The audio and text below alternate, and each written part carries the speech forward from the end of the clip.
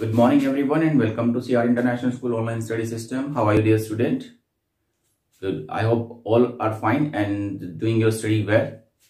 Dear student, we are talking about lesson number 5 of your geography, that is vegetation and the wildlife. हम आपके chapter को complete करने पर ही हैं.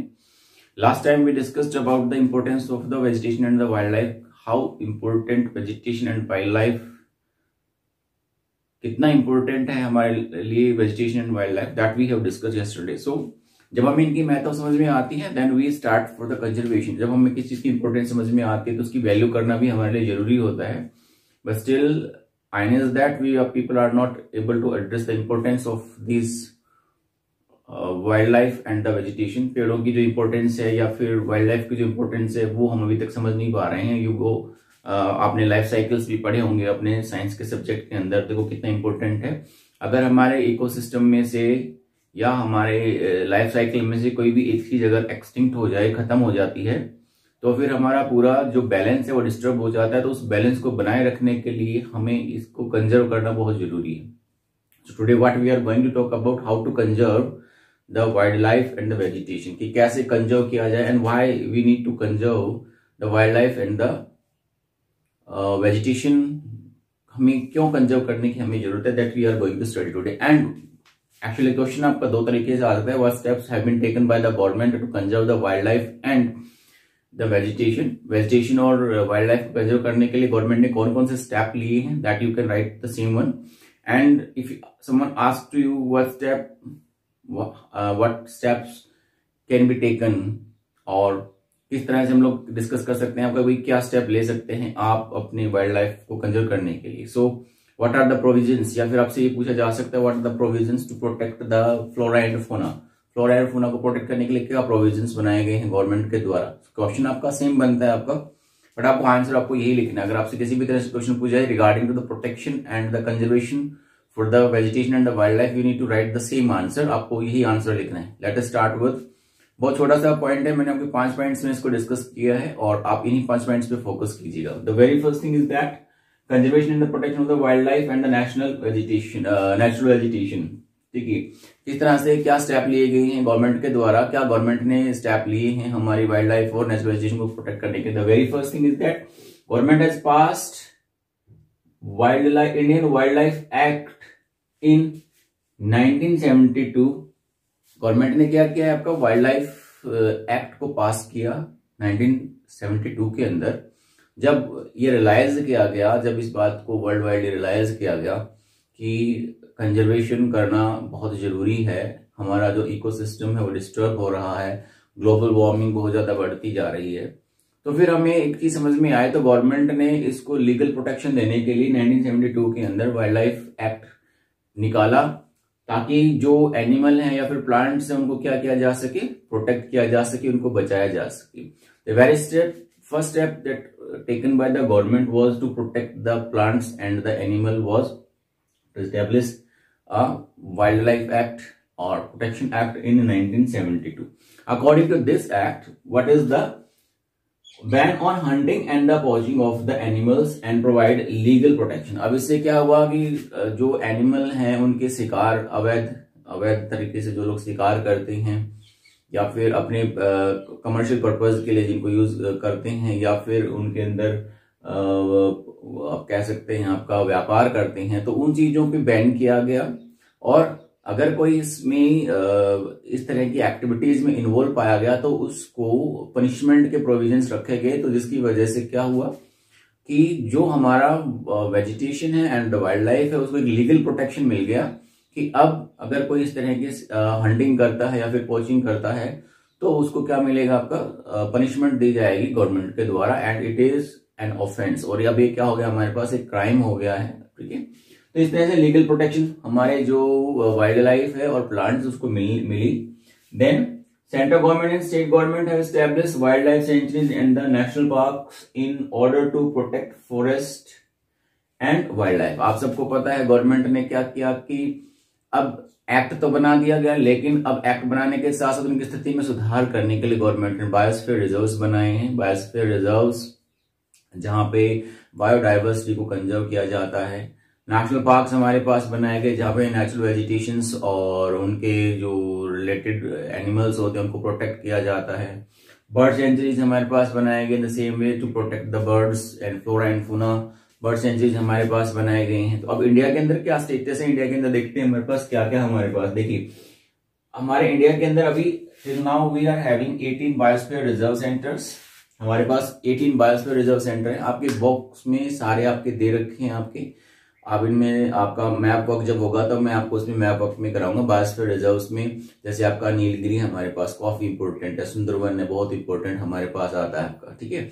इसी तरह से हमारे पास दूसरे मानस हमारे पास आएगा, ठीक है। इसी तरह से हमारे पास दूधवा नेशनल पार्क हमारे पास है, गिर फॉरेस्ट जो हमारे पास है, ये सारे हमारे पास आपके बायोस्फीयर रिजर्व सेंटर्स बनाए हुए हैं। And the very first that was established in 1986 में हमारे पास जो नीलगिरी था उसको जो हमारे पास वर्ल्ड के जो नेशनल नेटवर्क पे रखा गया है, सबसे पहले जो हमारे नेशनल नेटवर्क पे आया था वो हमारे पास नीलगिरी है। और वहां की डायवर्सिटीज बहुत ज्यादा है, इसीलिए वर्ल्ड के अंदर जो 12 हॉटस्पॉट्स हैं उनके अंदर नीलगिरी का नाम आता है। हॉटस्पॉट्स का मतलब जहां पे नेचुरल डायवर्सिटी बहुत ज्यादा है, डिफरेंट डिफरेंट तरह के वेजिटेशंस और एनिमल की स्पीसीज वहां पे पाई जाती हैं। और इसके साथ साथ धीरे धीरे करके वो एंडेंजर्ड हैं, ठीक है, या फिर एपिडेमिक आपका या फिर आपका एक्सटिंक्ट हो रहे हैं आपके। तो उनको प्रोटेक्ट करने के लिए वो आपके बायोडाइवर्सिटी सेंटर्स बनाए गए हैं वर्ल्ड के द्वारा। यूनेस्को जिसको हम लोग बोलते हैं,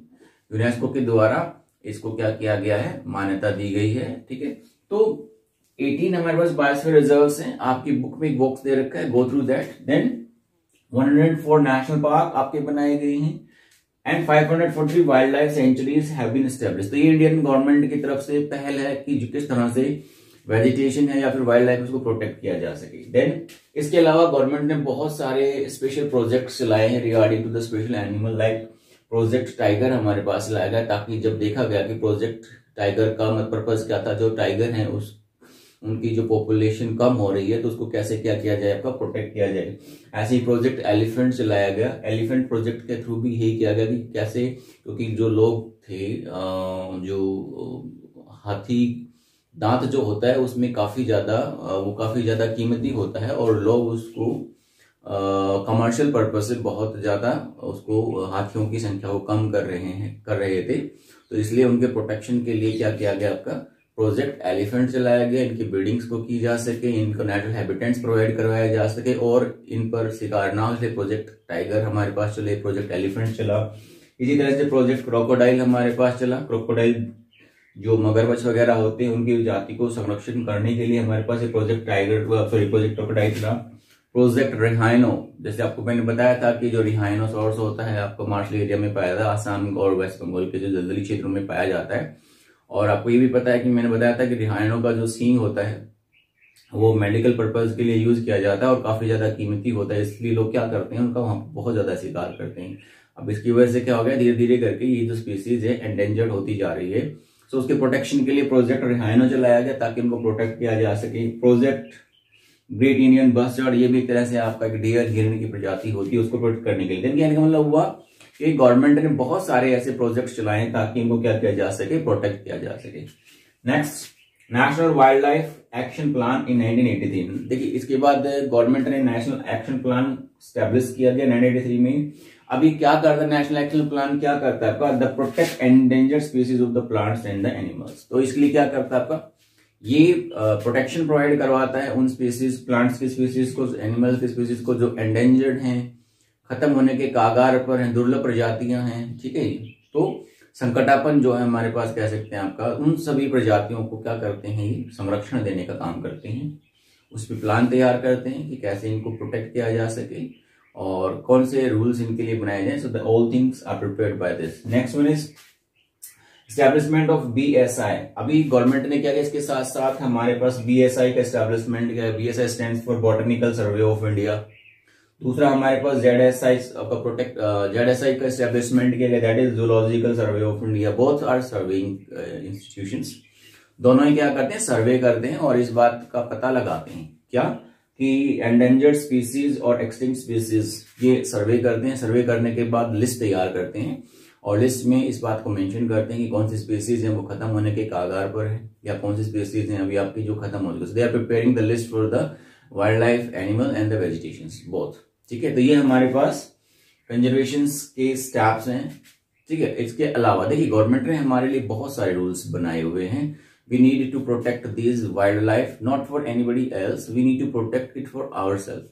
हमें इसको किसी दूसरे के लिए नहीं बचाना है, we need to protect it ourself, हमें अपने लिए बचाना है। बीइंग अ ह्यूमन बीइंग, एक ह्यूमन बीइंग होने के नाते we need to understand the importance of these species into the environment and the ecological and so we need to understand the importance of these species। हमें क्या करना है, species की importance को समझना है in our environment, how important they are, कितने important हैं।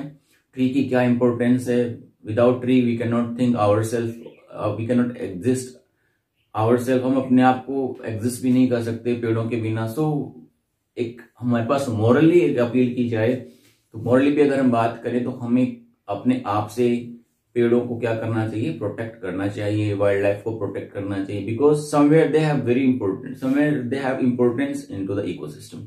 तो जो हमारा इकोसिस्टम उसमें उनकी अपनी इंपॉर्टेंस है। ठीक है, ये आपके लिए अपने बेस पर भी हमें क्या करना चाहिए, कोशिश करना चाहिए पेड़ों को नहीं काटना चाहिए, अपने जीवन में कम से कम कुछ पेड़ तो लगाने ही चाहिए इंसान को। ठीक है, तो ये हमारे पास गवर्नमेंट के द्वारा लिए गए स्टेप्स हैं। इसके अलावा भी अगर आपकी कोई क्वेरी होती है so you can contact me through WhatsApp.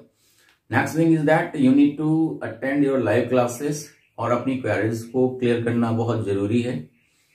आपकी नेक्स्ट जो क्लास होगी वो वेडनेसडे को होगी, 2 o'clock का टाइम है। So be ready for that. See you next time, bye, see you.